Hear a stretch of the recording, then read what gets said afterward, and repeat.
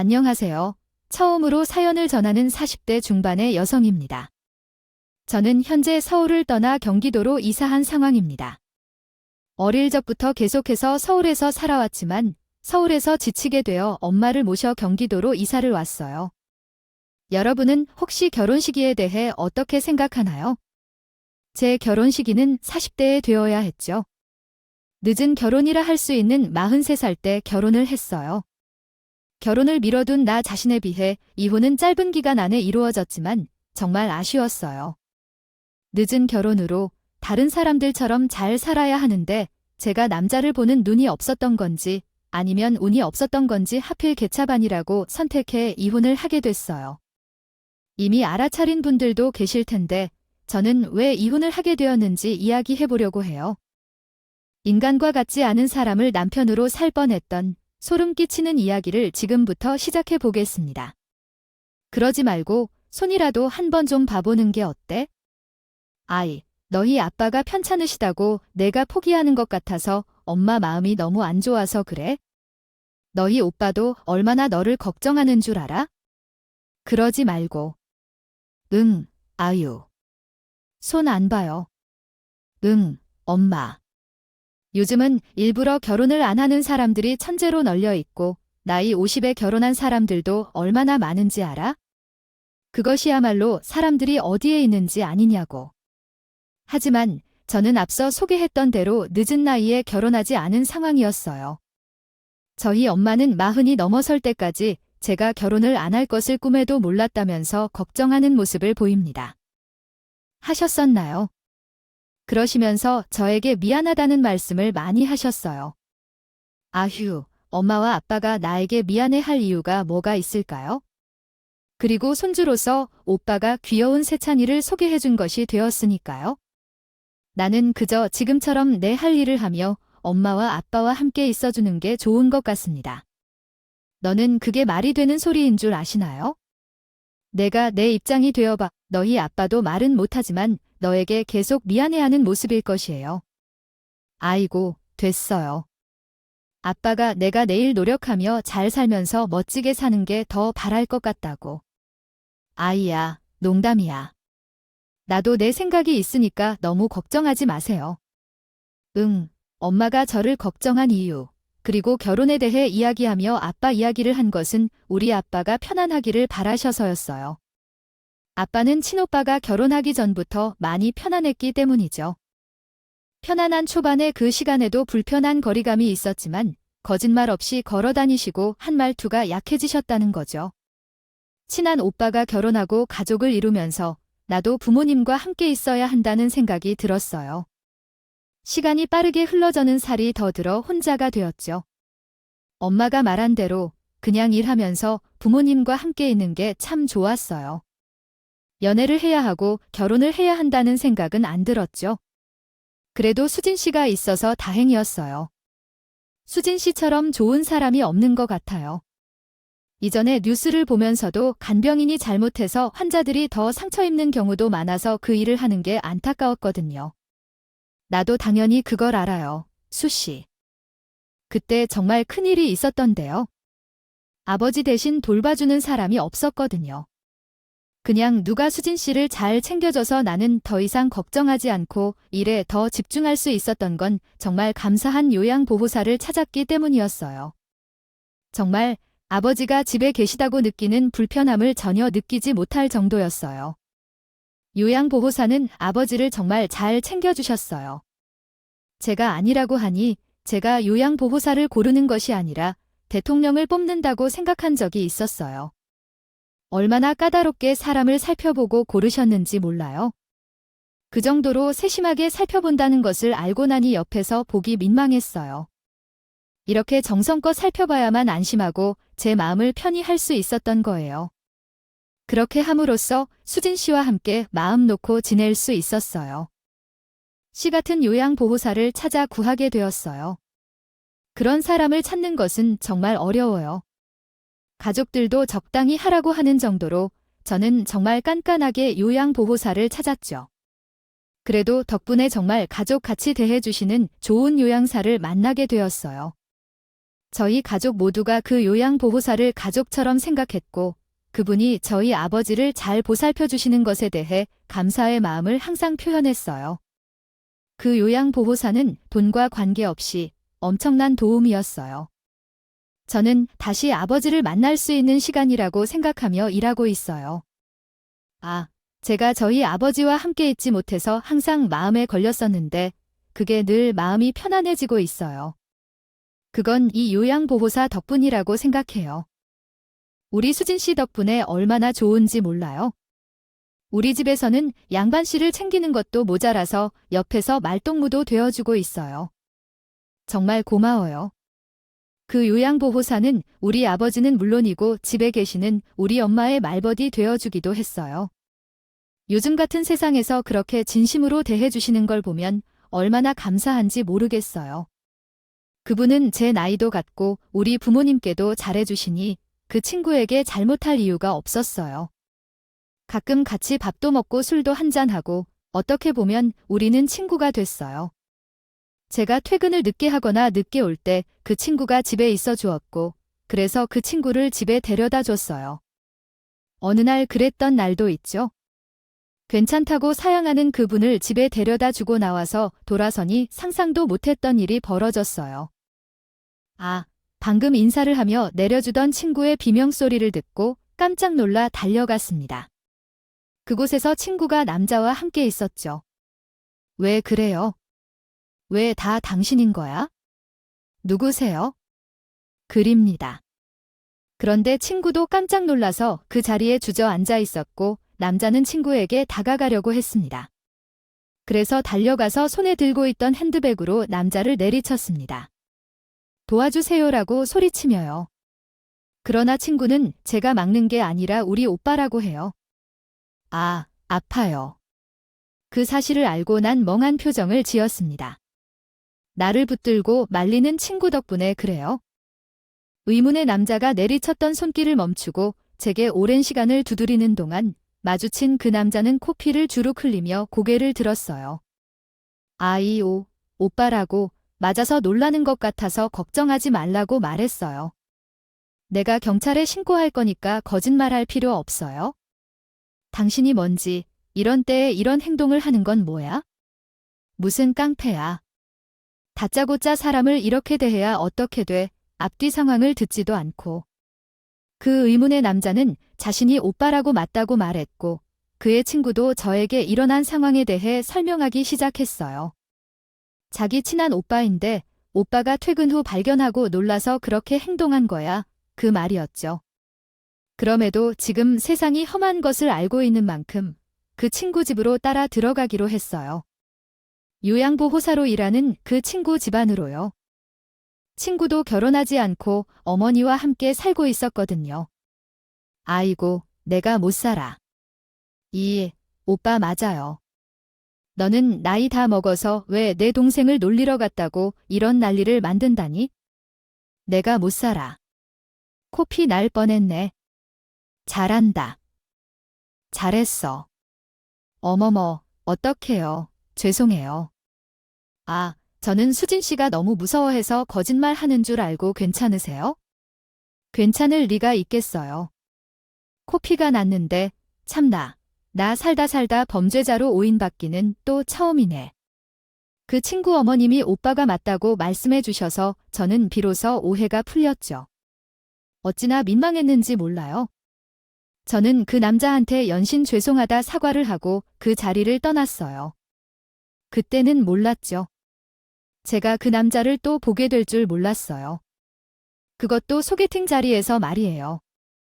사건이 벌어진 후 잠시 후에 나는 파트너 찾기에 돌입하게 되었습니다. 나는 다른 것은 몰라도 자신감 하나는 가지고 있고 평생 운동을 꾸준히 해온 지혜 씨가 원하는 대로 얼마든지 변화할 수 있는 다짐도 하였습니다. 이 정도의 다짐을 하고 나서 지혜 씨를 소개해 줄 것을 요청했던 것이었어요. 내 동생이 정말 좋은 사람이기 때문에 나가서 실수하지 말라고 내게 얼마나 말했는지 모르겠어요. 수진 씨가 말하길, 수진이, 그 지혜 씨는 정말 좋은 분이니까 실수할 생각이 들면 소개팅을 하지 말라고 얼마나 엄포를 놓았는지 모르겠어요. 내가 소개팅을 한 상대는 요양보호사의 오빠로서 나를 두들겨 맞았던 그 남자였어요. 요양보호사로는 그 친구가 직장을 주사한 것이었어요.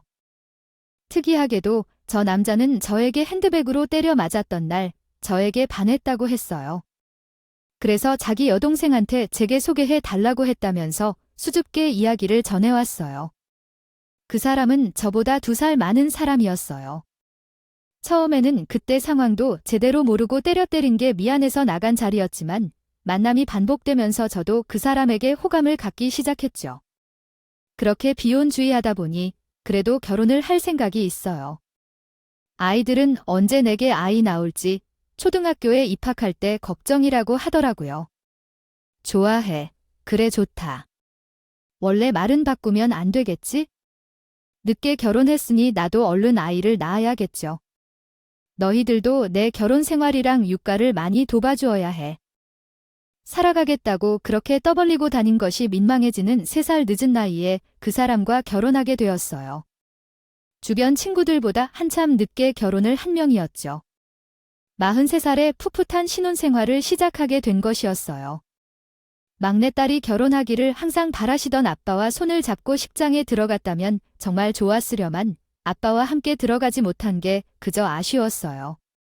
그래도 아빠에게 사위 얼굴도 보여드리니 기분은 좋았어요.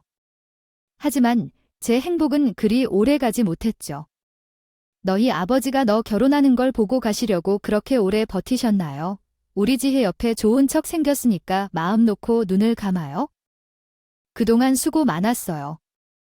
아버지가 나이 많으신 분과 결혼해서 행복하게 살 거니까 앞으로 제 걱정은 하지 말고 아버지 곁에서 편하게 쉬세요. 너무 힘들었어요.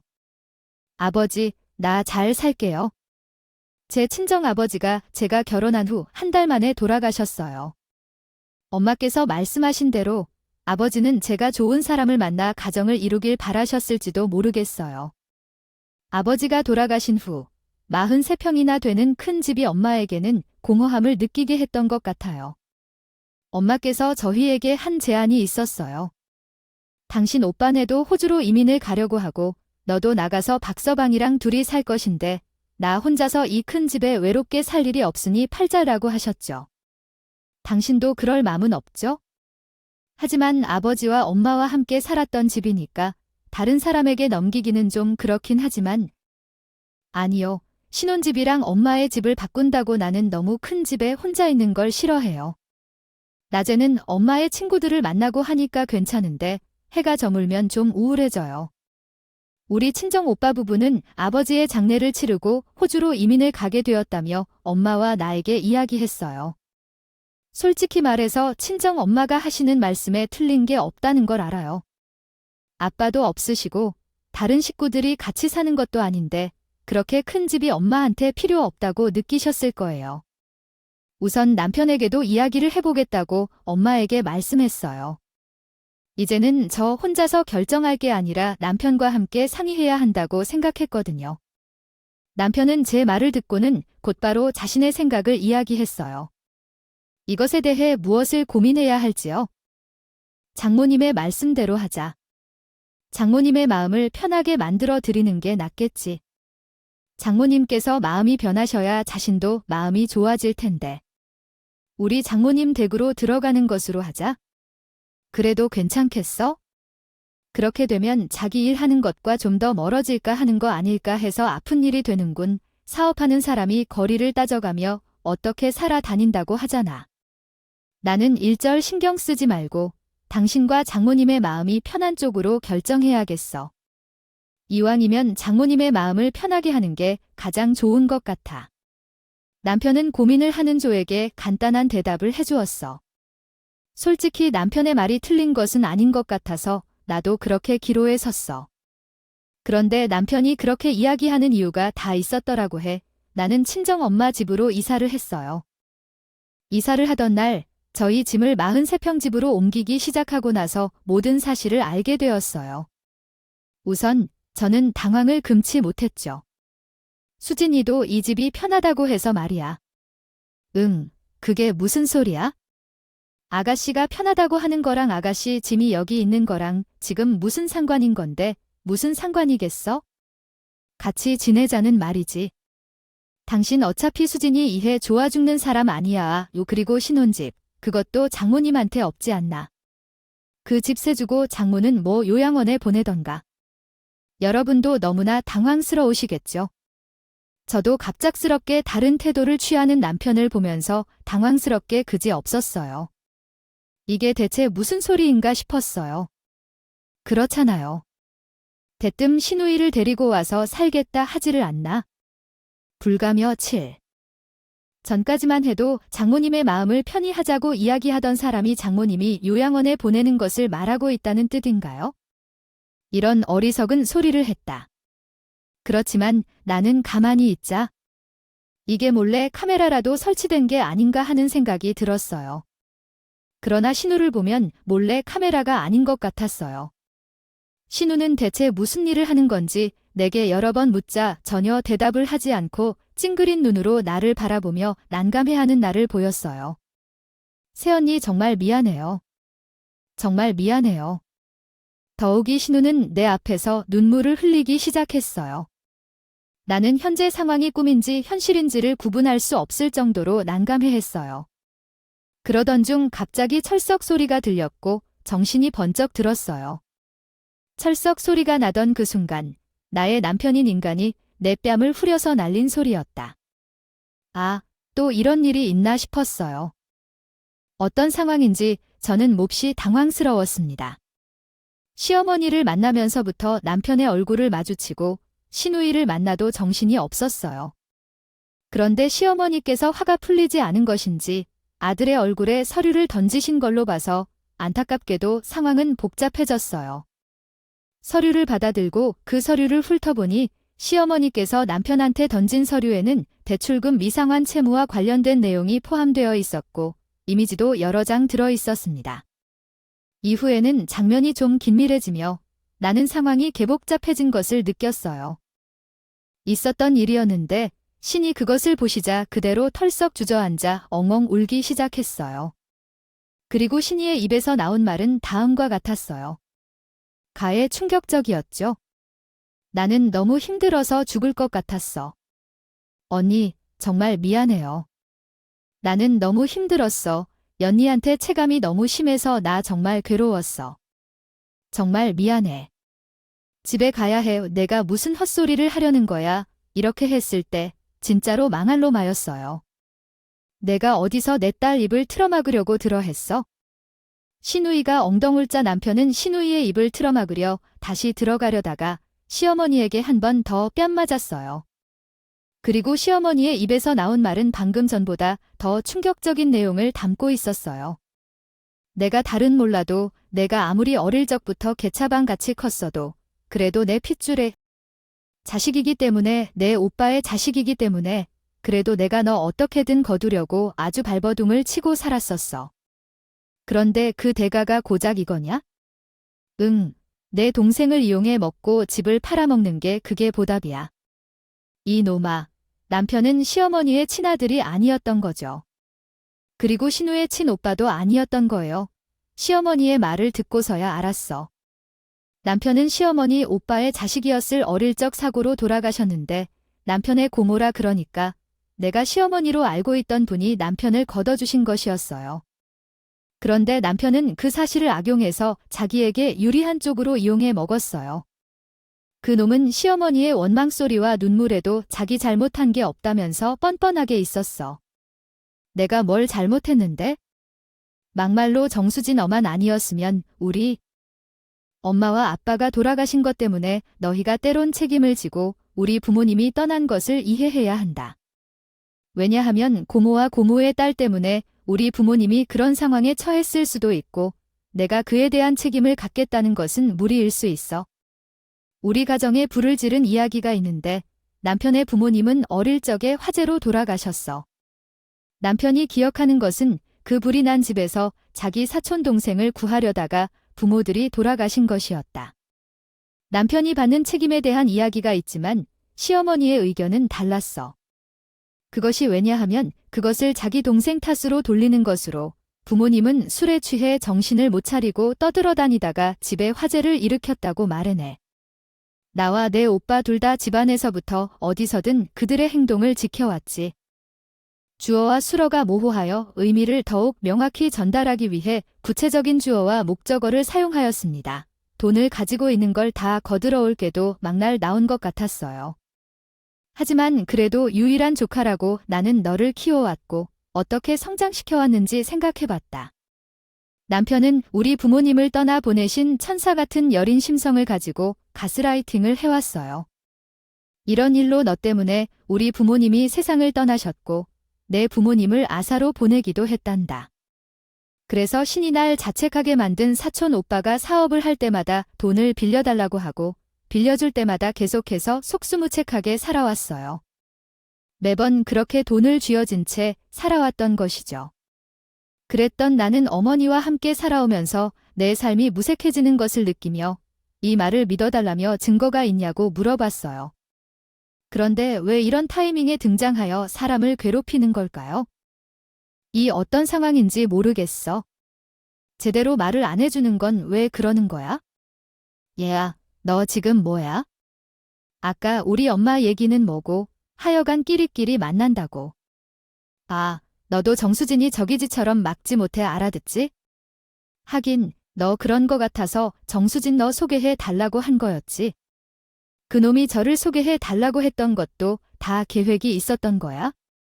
친정집의 재력을 보고 나서 나에게 접근하려고 했던 것이었어. 이전부터 신이가 우리 집에 주는 고가의 선물을 보고 들어갈 때마다 그놈은 그걸 탐내고 내게 대해 그렇게 물어봤었어. 처음 만난 날 그날도 일부러 그렇게 내 앞에 나타난 거였고 그 인간이 내 앞에서 했던 선한 행동 녹사에 좋은 사람 같은 웃음을 지었어. 저희 엄마에게 친밀감을 느끼려고 노력한 것 모두가 이중적인 행동이었어요. 그 사람이 우리 엄마 집을 바꿔 사는 것과 43평 집으로 이사를 하면서 결혼을 선언하고 그 집을 공동 소유 명의로 바꾸는 것을 적극적으로 추진했던 거였죠. 이야기를 들었더니 너는 정말 사람이 아니야 라고 했어요. 그런데 그 사람이 그 나쁜 계획을 세워도 내가 그렇게 하면 그 집이 내 명의가 될 거라고 생각했던 거야. 내가 명의를 내게 주겠다고 했지? 너 정말 웃겨. 내 심장을 쉽게 얻을 수 있는 그런 아가씨라는 거니? 아가씨 앞에서 명의를 내 것으로 바꾸려고 했니? 내가 미쳤어. 내가 얻은 집이니까 왜 명의를 줘야 해? 당연히 내가 가져와야지. 솔직히 말해서 너는 내가 제안한 대로 다 할 생각이었잖아. 아니야. 너희 엄마도 너도 다 늙은 여자 결혼하겠다고 내가 나타나서 나한테 고마웠을 거 아니야? 저 쓰레기 같은 인간 말하는 꼬락서니 보셨죠? 저는 저 인간과 저렇게 말싸움을 하면서 또 하나의 의문이 되더라고. 대체 왜 그 인간은 신우를 데리고 살겠다고 한 건지 말이에요. 그놈은 계속되는 저의 큰 소리에 인상을 바이며 이야기하기 시작했어요. 막말로 나 노인네야 상황이 이 지경으로 드러나기 전까지 내가 이 집에 앞으로 돈을 끌어다 쓴 거 모를 거 아니겠어. 그런데 얘는 아니잖아. 내가 이 집에서 너랑 결혼 생활하면서 당연히 그 노인을 데리고 저 집에 가게 생각할 텐데 내가 왜 그런 빈틈을 주겠어? 안 그러냐 세상에 저런 악마가 다 있을까 싶었어요. 그 인간이 신우를 데리고 살려고 했던 이유는 단순해요. 하나였습니다. 자기의 돈줄을 이라고 했다. 신우이가 자기의 소가 이 비에 심갈까 봐 그런 것이었습니다. 신이를 옆에 계속 두고 계속해서 가스라이팅을 해서 자기의 돈줄로 이용하려고 한 것이었죠. 그 인간의 속셈을 듣는데 정말 얼마나 소름이 끼치는지 몰라요. 그러면서 그놈은 아쉬워했어요. 자기가 집 주소지를 이곳으로 옮겼다면 독촉장이 모고시댁으로 가지 않았을 텐데 그걸 못했다면서 아쉬워했죠. 에라이 똥물에 튀기길 놈아, 내가 사람이야. 어떻게 너를 이때껏 내 새끼처럼 거둔 나를 내가 이렇게 배신을 해요. 내 여동생 수진이를 내가 어떻게 그렇게 이용해. 천만다행인 것이었어요. 만약에 그놈이 주소지를 여기로 옮겨두었다면 시어머님은 그놈이 무슨 짓을 했는지 모르셨을 테고 저 역시도 아무것도 몰랐을 테니 말입니다. 천만다행히도. 시어머니가 집을 담보로 잡은 대출 독촉장과 신우이 앞으로 온 채무 이행서를 본 후 우리 집으로 나아온 것이었어요. 어찌 보면 시어머니가 제 인생을 구제해 주신 것이니 저에게 큰 선물을 준 것과 다름이 없었죠. 그러나 문득 장면이 스쳐 지나갔어요. 신우의 손목에 있던 파란색 상처 자국이 보였던 것이 떠올랐죠. 저는 신우를 붙잡고 물었어요. 그 인간한테 대체 무슨 짓을 당한 거야? 신우는 이제야 내 편을 만난 듯이 엉엉 울며 이야기하기 시작했어요. 돈 내 앞으로 더 이상 나을 대출도 없는데 돈을 구해오라고 나를 그렇게 밀치고 겁주고 나에게 뭘 어떻게 하라고 하는 거야? 언니에게 그 인간을 소개시키고 나서 얼마나 부끄러웠는지 모르겠어요. 진심으로 미안해요. 정말 죄인이에요. 언니, 미안해요. 그냥 쇼를 하고 앉아있잖아요. 만약 그런 거면 결혼하는 게 낫지 않았을까요? 둘이 눈물을 흘리고 징징대는 모습이 정말 똑같아요. 남편이라기보다는 그 인간이었죠. 사업이나 뭐든지 많은 돈을 번 게 아니라고요. 신우의 눈물 나는 고백을 통해 그 이야기를 듣자 몸이 부들부들 떨렸어요. 남편을 배신당한 기분이 뭔지 이해가 가질 않았어요. 어떻게 사람이 그럴 수 있을까요? 그놈을 방치할 수 없었어요. 자기 부모님의 목숨값을 받는다고 하면서 화를 내는 그놈에게 가서 똑같이 뺨을 치고 말았어요. 너 미쳤어? 손질검이 어디 있어? 어디 있어? 단체로 도망간 건 어디까지나 우리 엄마를 거론했을 때였어요. 요양원에 보낸 아버지의 한갑 지금 내가 또 맞는 건 내가 인간 같지 않은 것이다.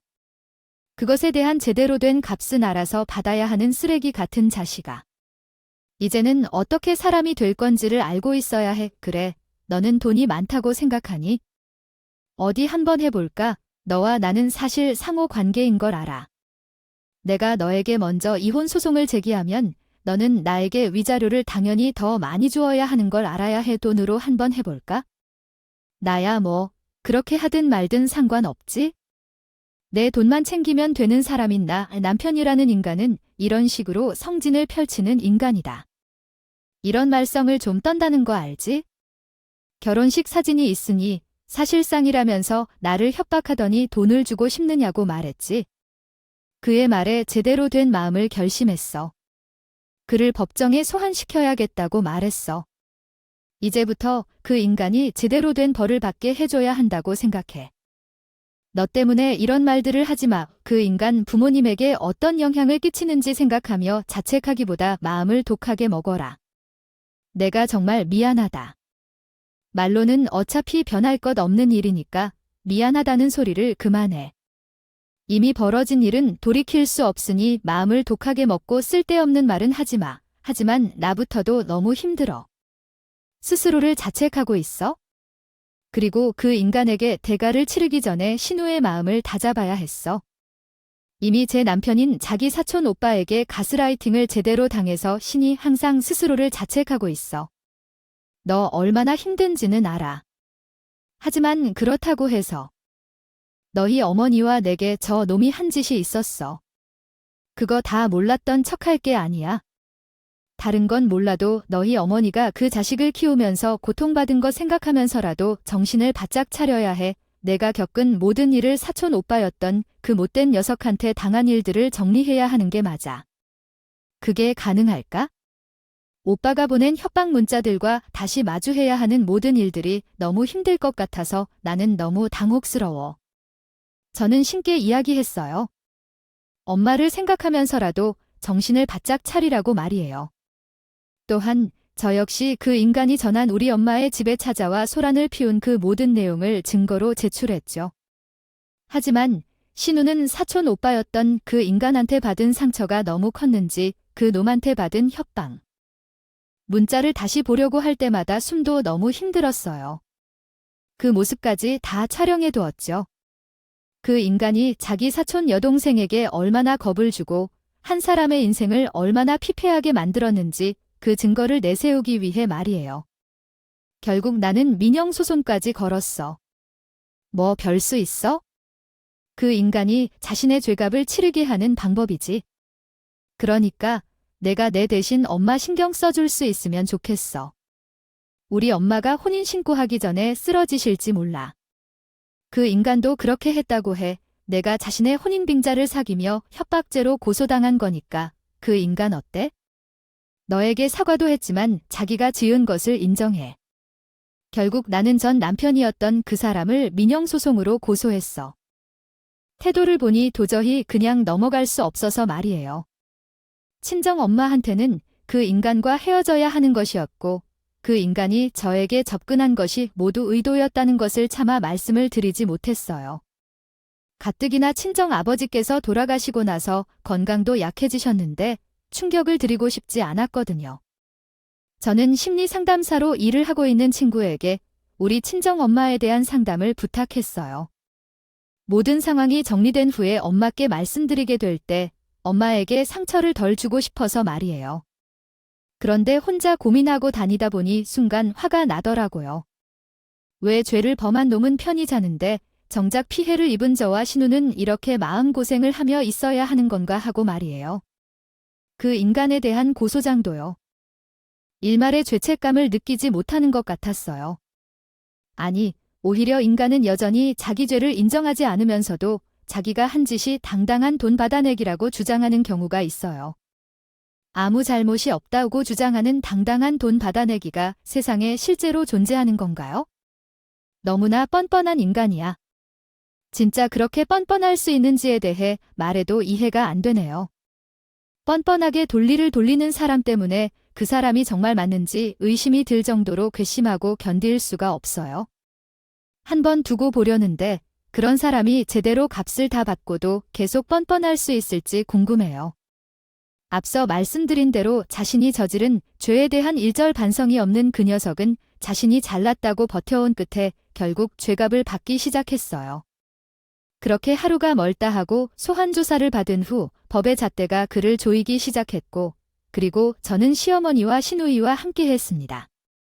변호사 사무실을 방문해서 그가 시누이에게 돈을 훔쳐갔다는 것과 자신의 사업에 사용하기 위해 시누이로부터 대출을 받게 한 책임을 따져 소송을 제기하기로 했습니다. 이게 대체 무슨 일인지 진짜로 이 사람을 알아도 모르겠네요. 내가 지혜, 내게 무슨 말을 해야 할지 모르겠어요. 제 명목이 없어서 내게 이런 도움을 받아도 되는지, 그게 무엇인지 구별도 못하고 있습니다. 하지만 내가 수진이를 그 나쁜 녀석으로부터 구해줘서 너무 감사하다. 고마워야 한다. 어머니, 그런 말씀은 하지 마세요. 다른 것들은 몰라도 어머니 덕분에 저는 그 사람과 결혼 신고까지 안 했어요. 그게 사실이잖아요.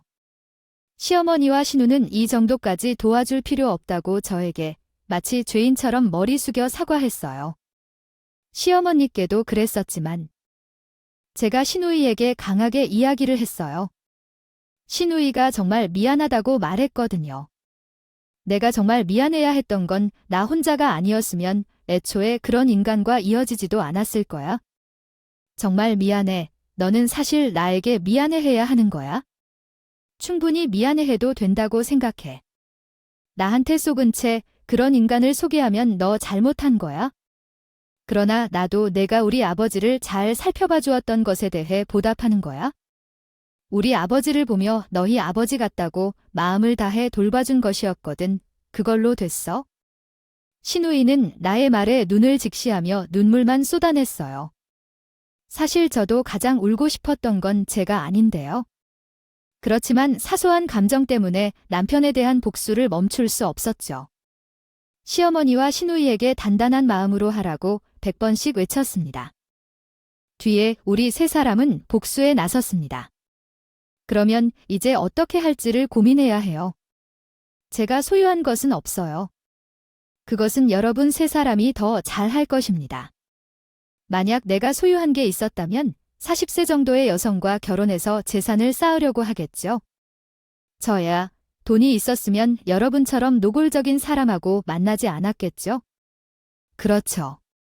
한동안 전 남편에게 실질적으로 심판받겠다고 했지만 그 자식은 놀랍게도 대단한 말을 했어요. 저는 그냥 인간이 아닌 사람이었다. 그 사람이 한 말은 정말 심각한데요. 혼인 빙자로 인한 피해를 보상할 돈도 없고 여동생에게 대출을 받아간 돈을 상환할 돈도 없다면 그냥 감옥에서 시간을 보내며 저 꼽사리로 빚을 갚겠다고 말했어요. 그럼 그렇게 하지요.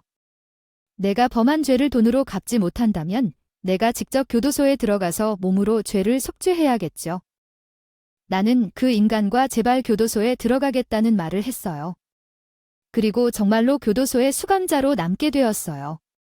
교도소에 들어가면 입을 다물고 자신의 죄를 반성할 것이라고 생각했는데 그 인간은 뻔뻔해서 교도소에 들어간 지 한 달 만에 다시 연락을 해오기 시작했어요.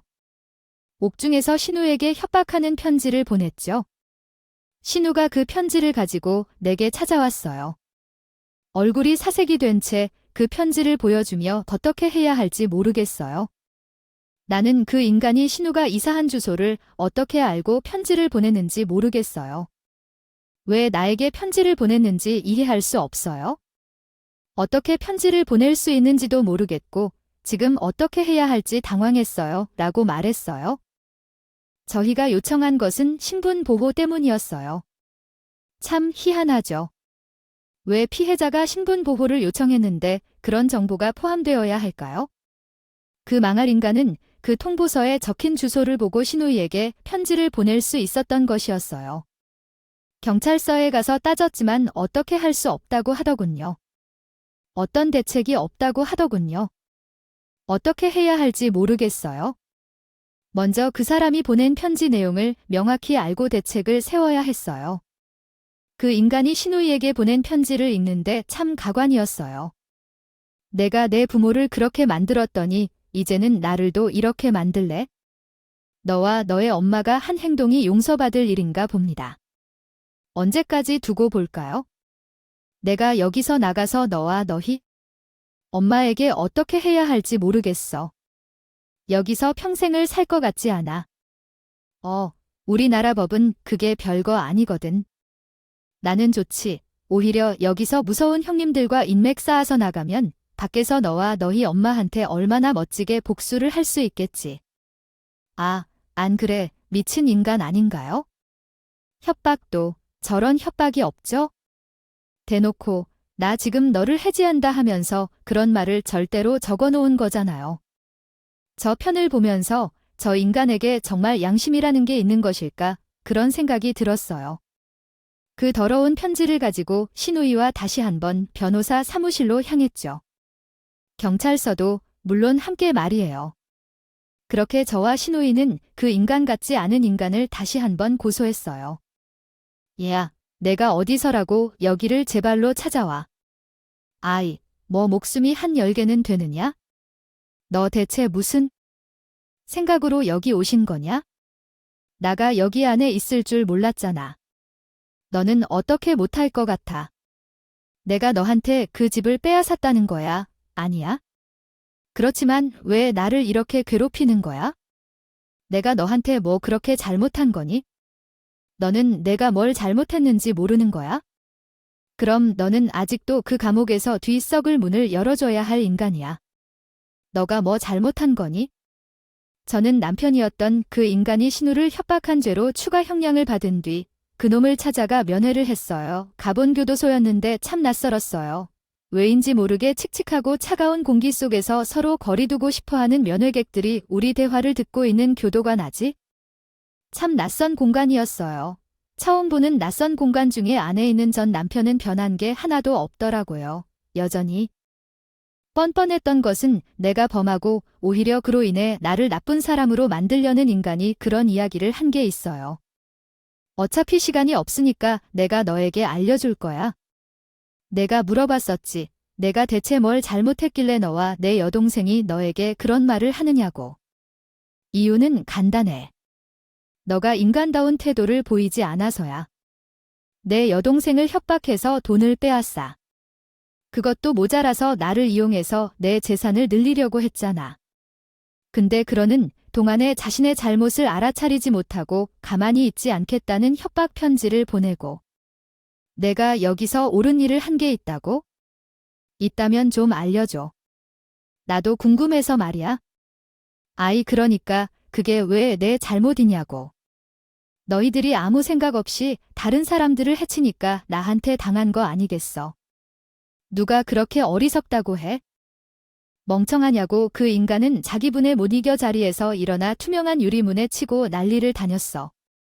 그 와중에 면회 시간은 다 되어서 그놈이 제게 소리 지르는 내용이 하나도 들려 나오지 않았죠.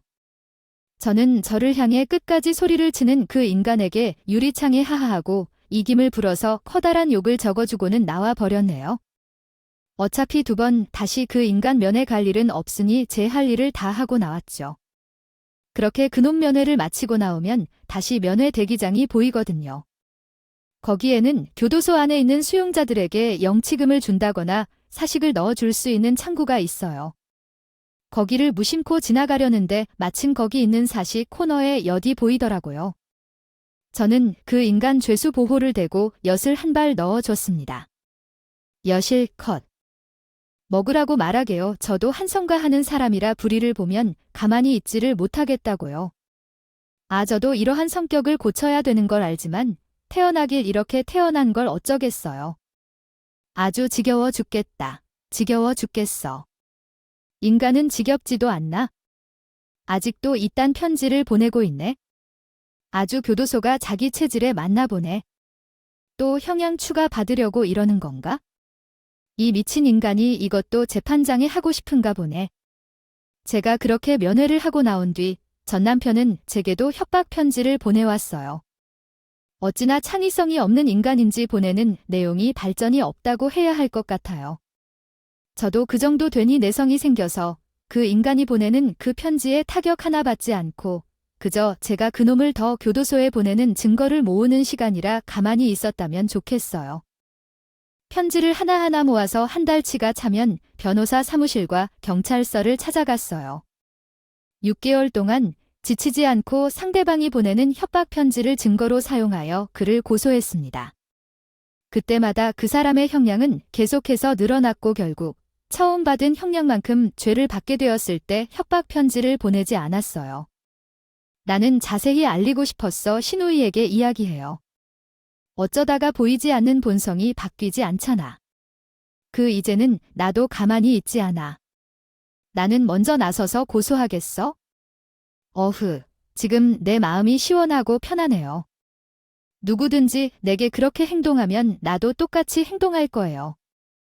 이제 너를 데리고 심리치료를 받는 게 좋을 것 같군요.